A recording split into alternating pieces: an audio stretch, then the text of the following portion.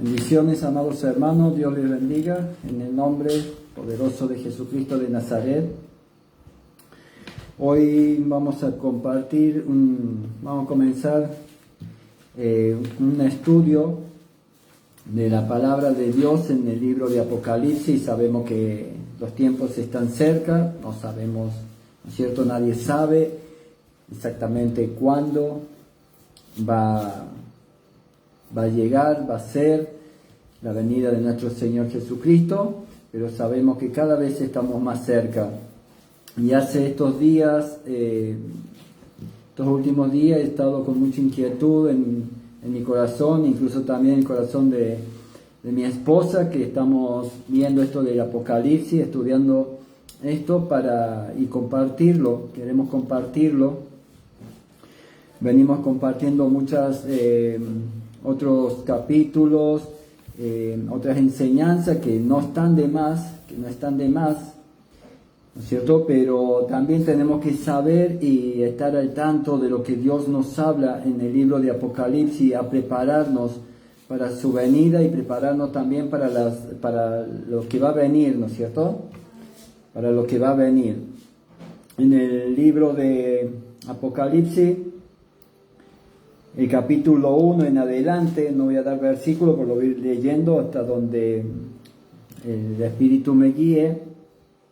Y después vamos a entrar en el otro tema. Amén.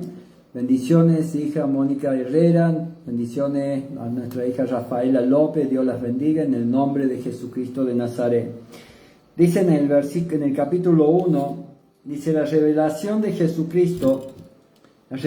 Jesucristo que Dios le dio. O sea que Dios le dio a Jesús una revelación para manifestar a sus siervos las cosas que deben suceder pronto.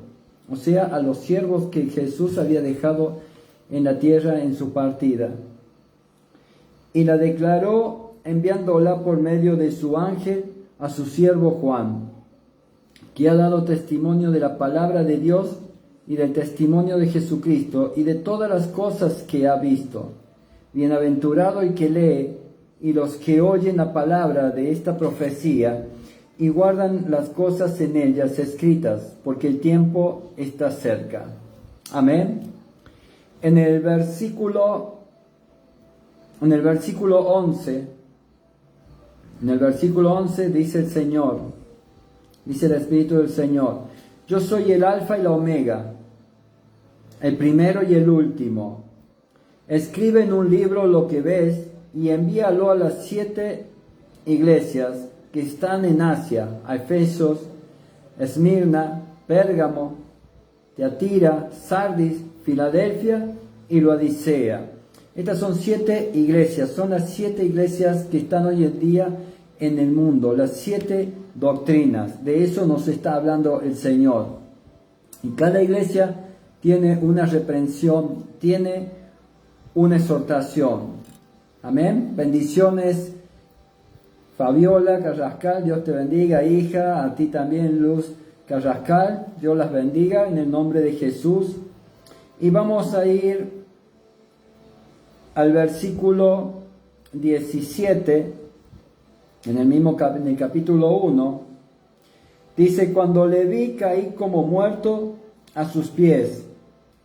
Y él puso su diestra sobre mí, diciéndome: no temas, yo soy el primero y el último, y el que vivo, y estuve muerto, mas he aquí que vivo por los siglos de los siglos. Amén. Y tengo las llaves de la muerte y del Hades. Escribe las cosas que has visto, y las que son, y las que han de ser después de estas. El misterio de las 7 estrellas que has visto en mi diestra y de los 7 candeleros de oro. Las 7 estrellas son los ángeles de las 7 iglesias y los 7 candeleros que has visto son las iglesias. Amén.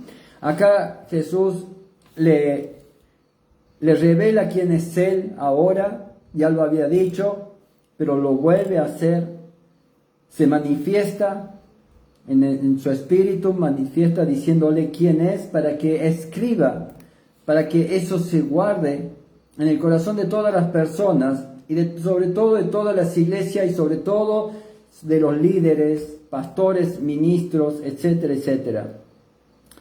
Vamos al capítulo 2, que habla, capítulo 2, versículo 1, el primer mensaje es a la iglesia de Éfeso. Dice así la palabra del Señor. Escribe al ángel de la iglesia de Éfeso, el que tiene las 7 estrellas en su diestra, el que anda en medio de los 7 candeleros de oro, dice esto. O sea, Jesús tiene en su mano el poder el poder y la autoridad de dirigir a los 7 ángeles, un ángel por cada iglesia, en lo que nos explica la palabra. Los candeleros es donde la iglesia tiene que estar. Cada candelero es una doctrina, una iglesia. Y dice la palabra, yo conozco tus obras y tu arduo trabajo y paciencia, y que no puedes soportar a los malos, y has probado a los que se dicen ser apóstoles, y no lo son, y los has hallado mentirosos. Y has sufrido, y has tenido paciencia, has trabajado arduamente por amor de mi nombre, y no has desmayado. Amén. Recuerda, por tanto, de dónde has caído. Y no has desmayado. Versículo 4. Pero tengo contra ti, dice pero, cuando dice pero el Señor, abramos los ojos, porque a todos nos está hablando el Señor, a todos nos habla. Dice, pero tengo contra ti, que has dejado tu primer amor. Recuerda, por tanto, de dónde has caído y arrepiéntete y haz las primeras obras, pues si no vendré pronto a ti y quitaré tu candelero de su lugar, si no te hubieres arrepentido. Pero tienes esto, que aborreces las obras de los Nicolaitas, las cuales yo también aborrezco. El que tiene oído, oiga lo que el Espíritu dice a las iglesias. Al que venciere le daré a comer del árbol de la vida, el cual está en medio del paraíso de Dios. Aleluya, mi alma te alaba, Señor. Tremendo exhortación. Estamos en el libro de Apocalipsis. Apocalipsis capítulo 2, versículo 1 en adelante, 1 al 7. Acá habla Dios dice, escribe al ángel de la iglesia de Éfeso, que tiene las 7 estrellas en su diestra y que anda en medio de los candeleros. Jesús anda en medio de las iglesias. Él es el candelero, Él es la luz. Y Él habla de que nos arrepintamos de las cosas malas para que la luz siga estando en la iglesia, para que Él sea Él el centro, sea Él ministrando nuestra palabra, ¿no es cierto?, por medio del Espíritu Santo. En la palabra dice el Señor, dice,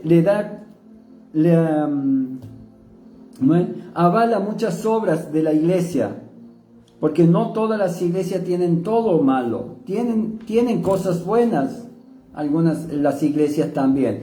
Como tienen cosas buenas, tienen cosas malas.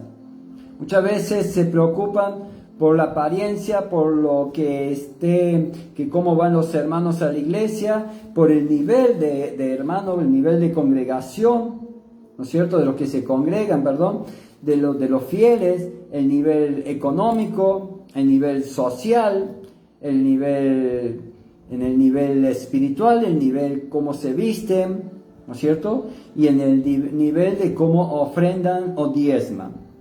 No sé allá si eso sucederá.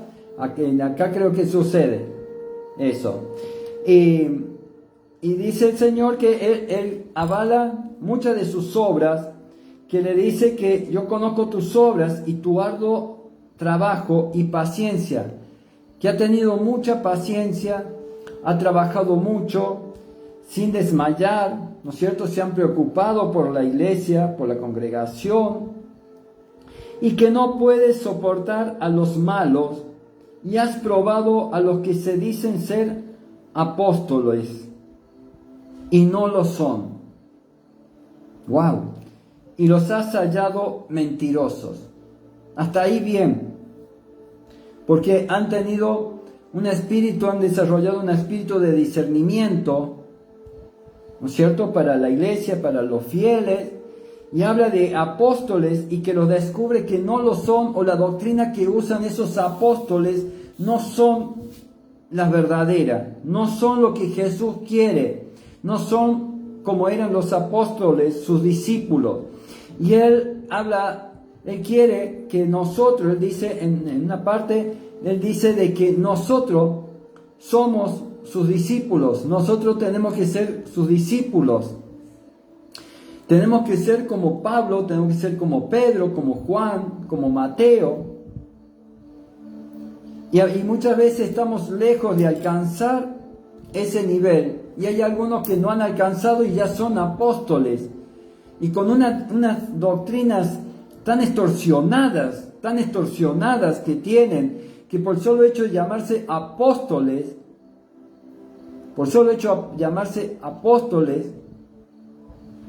veo cómo distorsionan, cómo se distorsiona la obra en la iglesia, cómo usan la palabra del Señor para sus beneficios.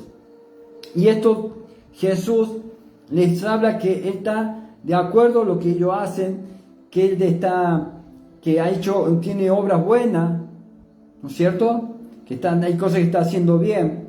Y has sufrido, dice el versículo 3, y has sufrido, y has tenido paciencia, y has trabajado arduamente por amor de mi nombre, y no has desmayado.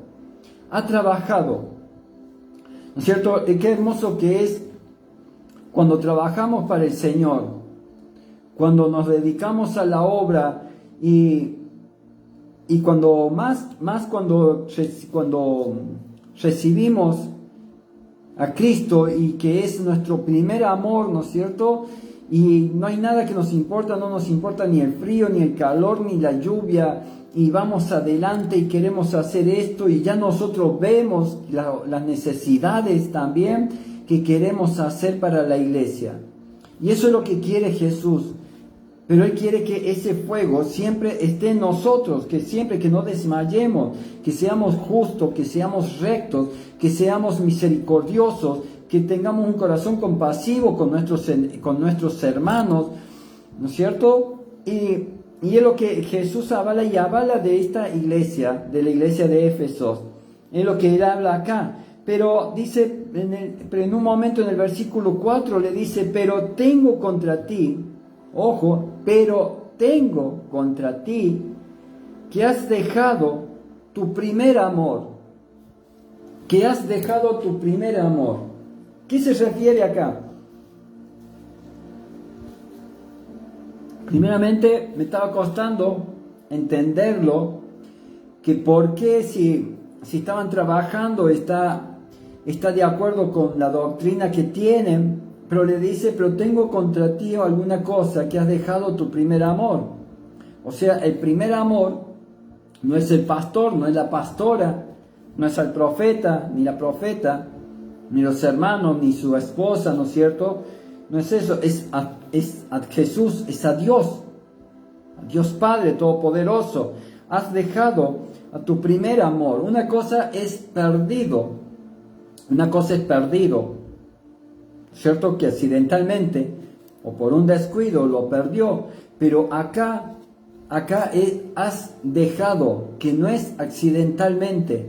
Te has olvidado de tu primer amor. Estás haciendo obras de caridad, estás discerniendo sobre los apóstoles, sobre los ministros, estás trabajando arduamente, estás evangelizando, pero hay algo que está mal, que te has olvidado de tu primer amor, que te preocupas tanto por la doctrina, te preocupas tanto por la doctrina, para que todo esté en orden, que todo esté perfectamente, pero te has olvidado de tu primer amor.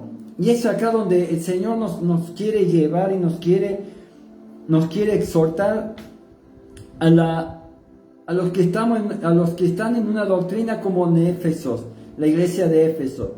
Éfesos era una iglesia muy, muy importante en la época antigua.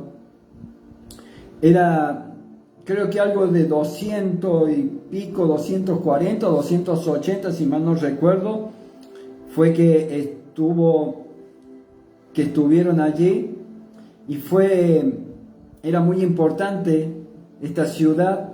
Era una ciudad donde había muchos mercaderes, todas esas cosas, ¿no es cierto?, que la hacía importante con la mercadería, con todo lo que hacían en esa época, con sus recursos naturales, lo que obtenían, todo eso.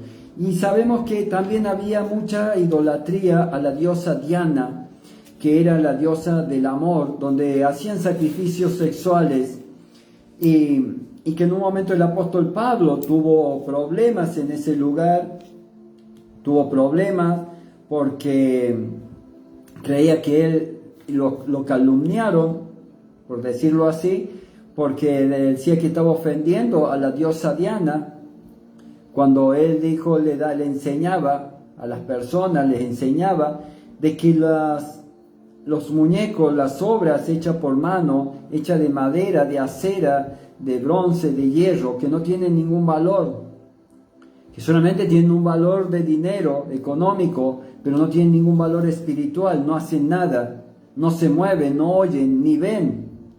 Y eso le molestó mucho a los que hacían toda esa obra de artífices, de los orfeos, los artesanos, que hacían todas esas obras porque era el negocio de ellos. Sabemos que Satanás se esconde detrás de cada imagen, se esconde, pone a sus demonios detrás de cada imagen, ¿no es cierto?, para que estén adorando, alabando y que se aparten de Dios.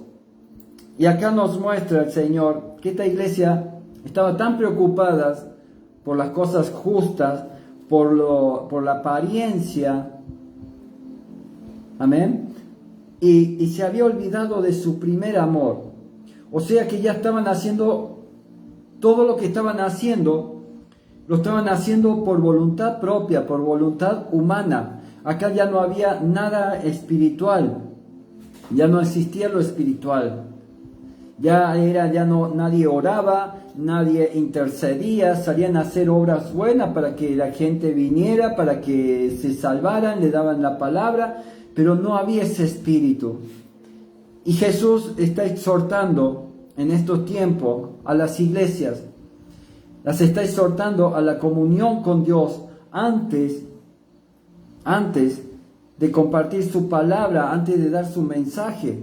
Está pidiendo la comunión con el Señor, la comunión con el amado Espíritu Santo, para que sea el Espíritu Santo moviéndose en la congregación, moviéndose entre los fieles, moviéndose entre la palabra, que sea el Espíritu Santo ministrando a los siervos que están dando la palabra del Señor, como tiene que ser, sacando toda avaricia, sacando todas manipulaciones que hay hoy en día, sacando toda la idolatría, porque también en la iglesia cristiana hay muchísima idolatría. Lo que yo le estoy hablando ahora, hermanos, lo que estamos estudiando, viendo y compartiendo, para decirlo así, es para que empecemos a vernos en nuestro interior cuáles son las cosas de que en este mensaje el Señor nos está exhortando. ¿Qué es lo que Dios quiere? ¿Qué quiere Dios que veamos nosotros? ¿En qué parte hemos caído?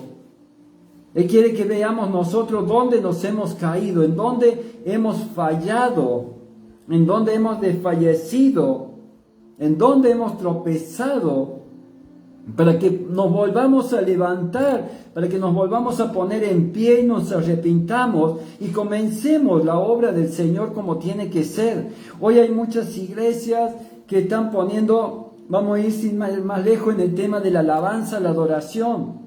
Hay lugares que parecen boliches, parecen bares. Y hay lugares que son extremadamente superior a la música o a las cosas que hacen en un bar, en un lugar secular, con la música secular. Están poniendo la música, la alabanza, las adoraciones con instrumental de música secular. Y eso es lo que no quiere Jesús. Eso es lo que aborrece nuestro Padre. Porque la música, la alabanza, la adoración es de Dios y para Dios. Y eso no puede ser cambiado. No puede ser cambiado por ninguna circunstancia. Pastor, pero usted sabe que nosotros ponemos esas alabanzas rap, ¿no es cierto? O lo que hay, que a los jóvenes les gusta, la que atrae a los jóvenes, o reggaetón, y se llena la iglesia, pastor, pero si ponemos otra alabanza que le parece aburrida. ¿Y qué prefieres? Tener una iglesia llena y que estén todos enfermos y que sean todos consumidos por fuego cuando venga el día del Señor, o tener aunque sea un alma pero que estés poniendo la alabanza y la adoración que a nuestro Padre Celestial le agrada. ¿De qué te sirve ponerle 10, 12, por decirlo así, para ver si me entienden, en los tiempos del Antiguo Testamento, cuando hacían los holocaustos, de llevar 4, 5, 10 o 20 corderos, que uno sea ciego, que el otro sea tuerto, que el otro tenga una oreja cortada, que el otro tenga una pata fea, ¿no es cierto? Que esté lastimado. Pero en total yo traigo muchos, estos los tengo acá, antes que se me mueran allá, los traigo acá, se los ofrezco al Señor. Al otro hermano que va a llevar uno, que sea el mejor, el más lindo, el más gordo, sanito, como dice la palabra del Señor. ¿A quién crees tú de que Dios va a mirar con agrado? ¿Lo que Caín le está dando o lo que Abel le está ofreciendo? ¿Cuál crees tú que el Señor va a recibir con agrado? El cordero sin tacha, sin defecto, como dice su palabra. Y así es también lo que el Señor desea de su iglesia. Cuando vayan a alabarle, cuando vayan a adorarle, que sea su alabanza, que sea su adoración, la que Él ha inspirado para Él. Porque la alabanza y la adoración no es para ti, no es para tus hijos, ni para mí. La alabanza y la adoración es para el Señor. A ti no te tiene que gustar. A ti no te tiene que importar que con esa alabanza se van a dormir. Tienes que buscar lo que el Espíritu Santo te manda, lo que el Espíritu Santo te ministre. No puedes poner alabanza y adoraciones que le guste al pueblo por agradarle al pueblo, que sea un reggaetón, que sea un rap en medio de la administración, que sea una cristoteca como una iglesia, una mega iglesia que he estado viendo. Allí no se mueve el Espíritu Santo. Yo voy a ese lugar, no siento nada. ¿Dónde va a estar? ¿Qué intimidad va a tener en eso? ¿Qué intimidad puedes tener? ¿Qué comunión con el Señor? ¿Qué quebranto puedes haber allí? ¿Qué te puede quebrantar eso? Nada. Al contrario, vas a llegar a tu casa y lo que tenías que quebrantarte en la iglesia va a llegar a tu casa y te vas a poner a llorar por culpa. No por quebranto, sino por culpa. Entonces, esto es lo que quiere el Señor de nosotros. Que estemos atentos a su palabra. Que estemos atentos a lo que Él nos está exhortando. Él quiere una iglesia limpia, con vestiduras blancas, sin falla. Sabemos que tenemos falla. Sabemos que estamos propensos. Sabemos que estamos propensos a las tentaciones. Sabemos, la vida cristiana es una guerra constante. Escuchen esto. La vida cristiana es una guerra constante contra Satanás, el mundo y sobre todo la carne. Satanás está atento a cada paso que damos. Él es muy ordenado, él sabe completamente tu vida. Así como conoce la Biblia, también conoce tu vida, la de tu padre, la de tu madre, y la de tus hijos y la de tu esposo. A él no se le pierde nada. Él es muy ordenado.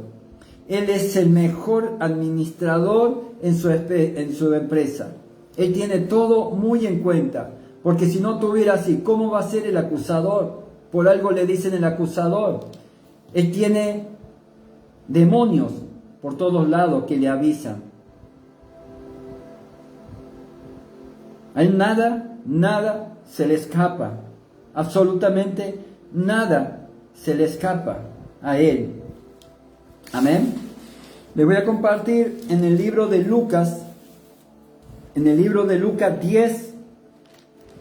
Vamos a ir al libro de Lucas. En el libro de Lucas 10, capítulo 10, versículo 38 al 42.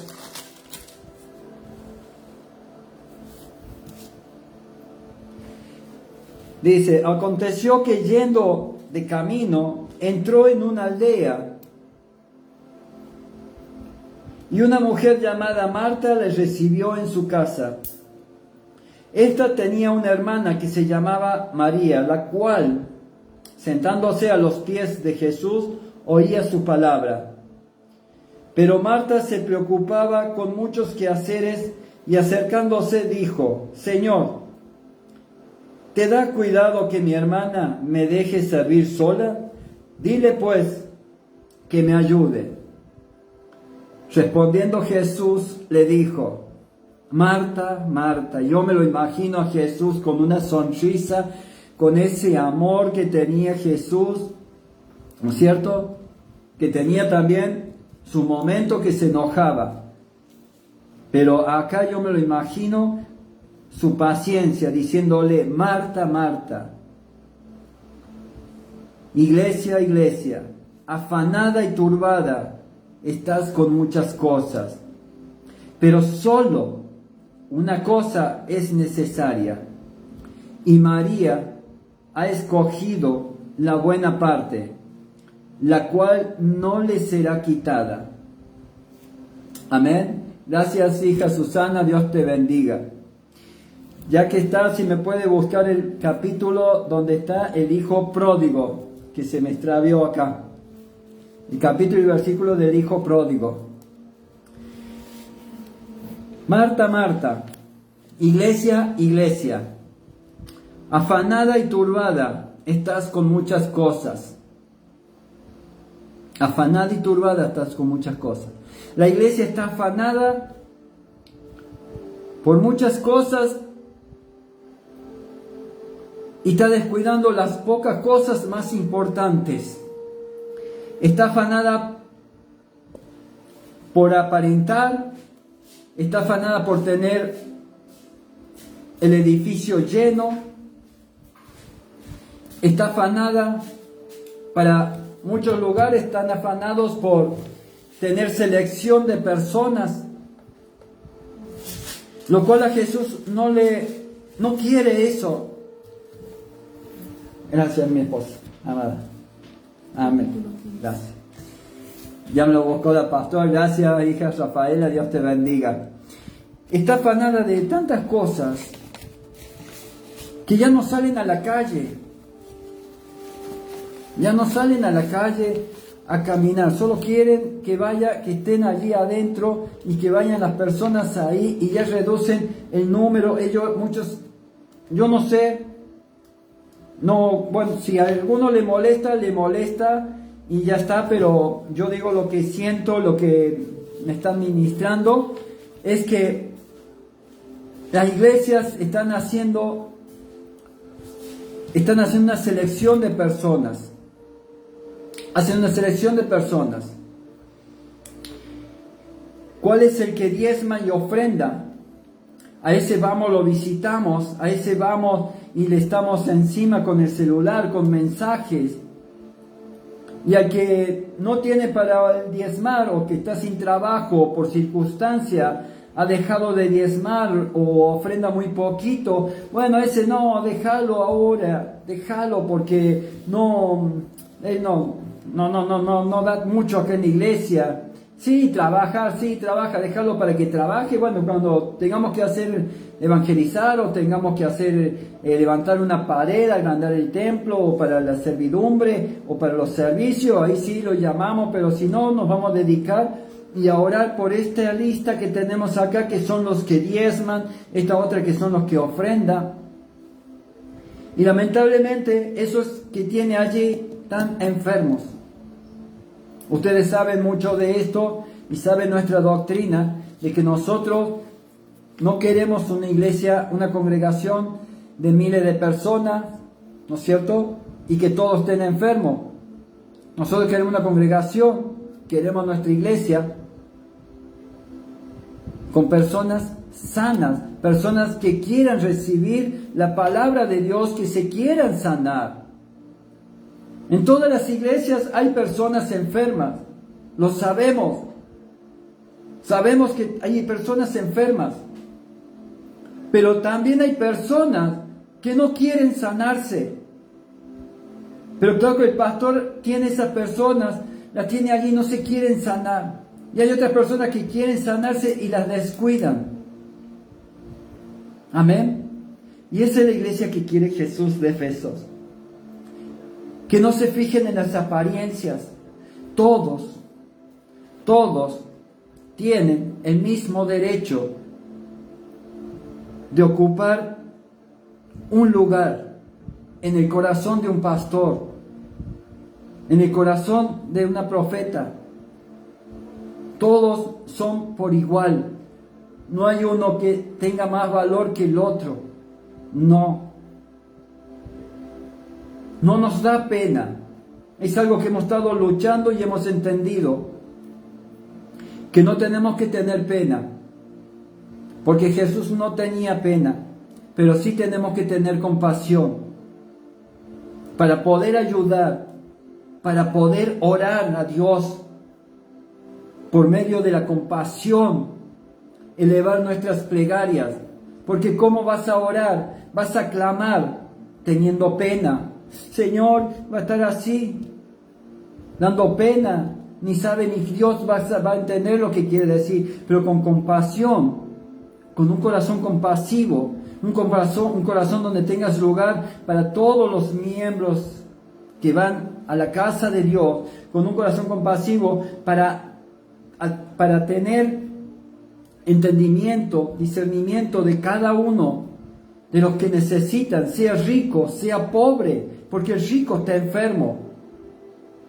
El rico está más enfermo que el pobre.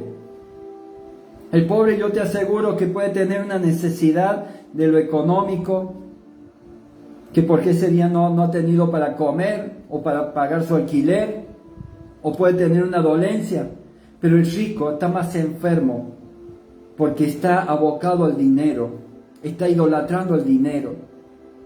Por eso todo un pastor tiene que abocarse a todos por igual. No tener personas enfermas, llenarla y tener una iglesia llena de personas enfermas, sino que tiene que tener la iglesia que Dios traiga, que lo vaya llevando y pedirle al Señor el poder por medio de Jesucristo para estar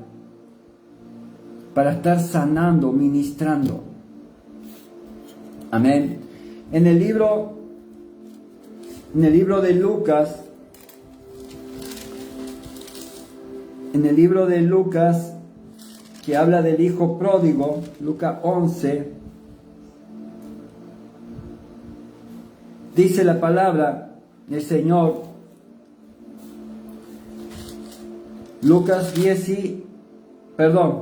en Lucas 15,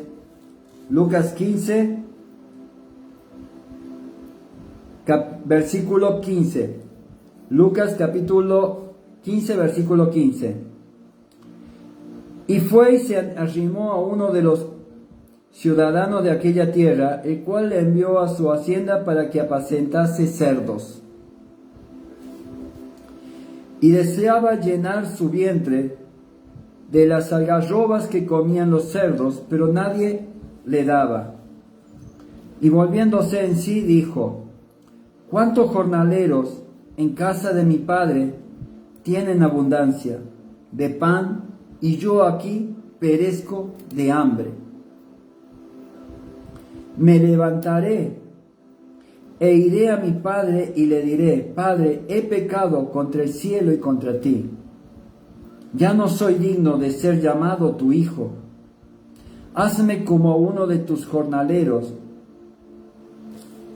Y levantándose vino a su padre, y cuando aún estaba lejos lo vio su padre, y fue movido a misericordia, y corrió y se echó sobre su cuello y le besó.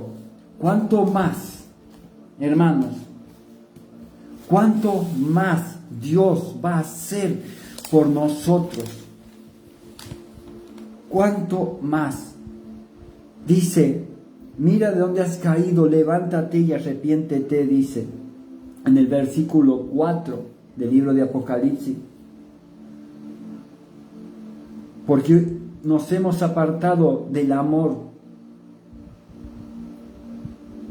Hemos dejado nuestro primer amor, no lo hemos perdido, no fue un accidente, sino que por nuestras propias consecuencias, por nuestra propia avaricia, nos hemos apartado, como este hijo pródigo, que se apartó de su padre, le pidió su herencia, la parte de su herencia anticipada, y lo gastó todo.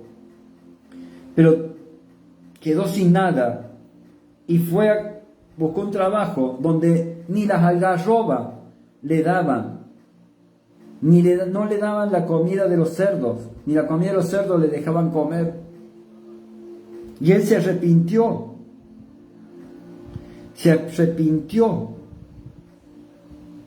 Y llamó a su padre. Primero se preparó para una restauración. Recordó de dónde había salido.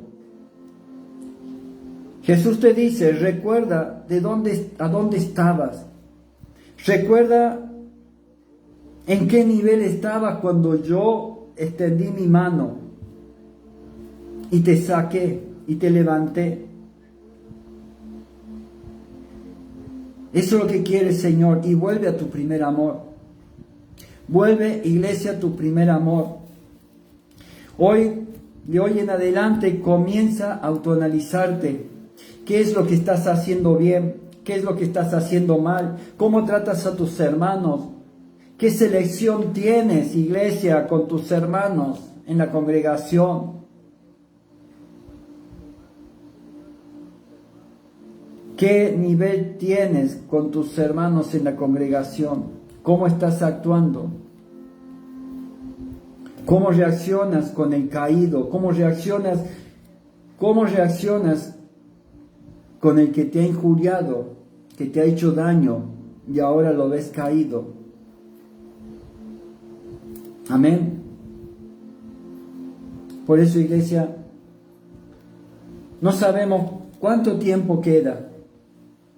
No tenemos idea. Y nadie lo sabe, solamente Dios lo sabe. Él está dando oportunidades.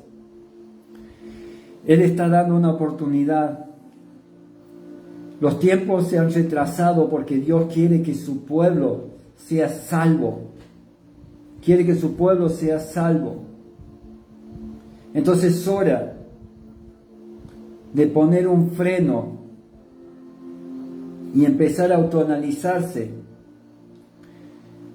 Empezar a buscar revelación, dirección del Señor, para comenzar a marcar, no a tachar, sino a marcar. Escribe en un cuaderno y comienza a marcar cuáles son los puntos en los que a Dios no le agrada, cuáles son los corderos infectados, ciegos, tuertos, que tú estás ofrendando. para no volverlo a hacer. Comienza a marcar las cosas que a Dios no le agrada. Porque una cosa te digo, hermano, hermana, no tienes que agradarle a Dios. Perdón, no tienes que agradarle al pastor, ni a la pastora, ni a tus hermanos de la iglesia. No tienes que adorarlos a ellos. El problema de la iglesia es que agrada y adora a la misma iglesia y a los ministros. Está bien que se preocupen por sus pastores. Está bien que tengan compasión por sus pastores. Está bien que los llamen, ¿cómo están? ¿Necesitan algo? O un día de fin de semana, y cómo están pastores, o que quieran compartir una cena o un almuerzo, está pero espléndido. De 10 está bien, muy bien. Porque eso también le hace falta a los pastores. Pero no dejes de agradar a Dios. Primero es Dios, y siempre es a Dios a quien tienes que agradarle. Es a Él que le tienes que agradar. Porque en los tiempos finales, con el que te vas a poner a cuenta, no va a ser con tu marido, no va a ser con tu hija, con tu hijo, con tu madre o con tu padre, ni mucho menos va a ser con tu pastor o tu pastora. No. Cuando sea el día del juicio final, con el que te vas a poner a cuenta, va a ser con Dios. Y ese día vas a tener un turno. Y ese turno se va a respetar. Ese turno se va a respetar como en un juzgado, como en los tribunales. Y ese mismo día vas a tener la sentencia.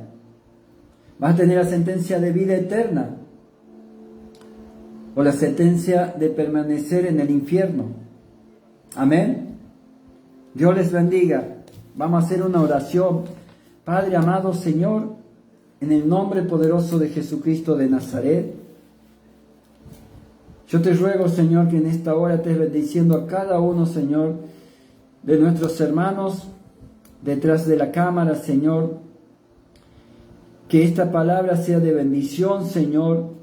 Que esta palabra sea para que la iglesia siga abriendo sus ojos, que siga siendo sacado el velo, ese velo que Satanás quiere poner detrás de tus hijos, enfrente de tus hijos, Señor, para que no reconozcan, para que no disciernan tu palabra, Señor. Yo te doy las gracias, amado Padre, en el nombre de Jesús. Amén y amén. Dios les bendiga, hermanos.